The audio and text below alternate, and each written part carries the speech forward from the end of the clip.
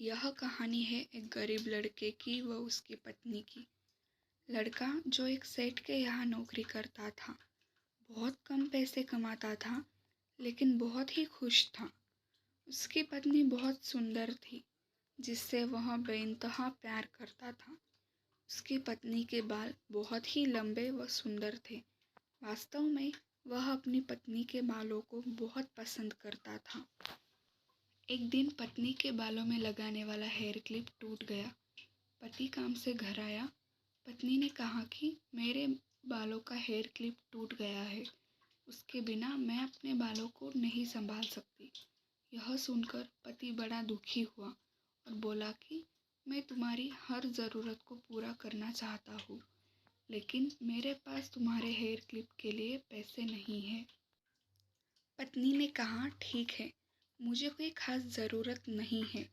अगले दिन पति काम पर जा रहा था, लेकिन उसके मन में वही बात चल रही कि मेरी पत्नी ने पहली बार मुझसे किसी चीज़ की कहा था, लेकिन मैं उसको भी पूरा नहीं कर पाया।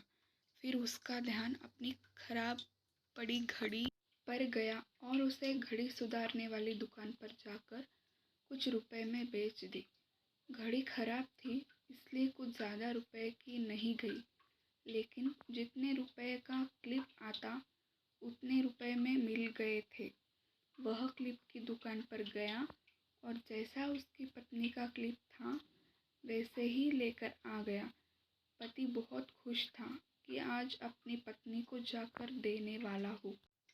पति घर पहुंचा तो देखा कि उसकी पत्नी के जो लंबे सुंदर बाल थे वो बिल्कुल छोटे करवा लिए हैं। पति ने यह सब देखकर पत्नी से कहा कि ये इतने छोटे बाल क्यों करा लिए? मैं तुम्हारे लिए नया क्लिप लेकर आया हूँ। पत्नी ने कहा, मैं बाजार में गई और अपने बालों को बेचकर आपके लिए घड़ी ले आई। ये सुनकर दोनों की आंखों में आंसू आ गए और दोनों गले लगकर रोने लगे। यह छोटी सी कहानी हमें यह सिखाती है कि कोई भी कार्य हो, अगर हम उसे पूरे मन से करते हैं तो वह ज़रूर पूरा होता है। हम जब भी किसी कार्य को अपने पूरे मन से नहीं करते हैं तो वो ठीक से नहीं हो पाता है। धन्यवाद।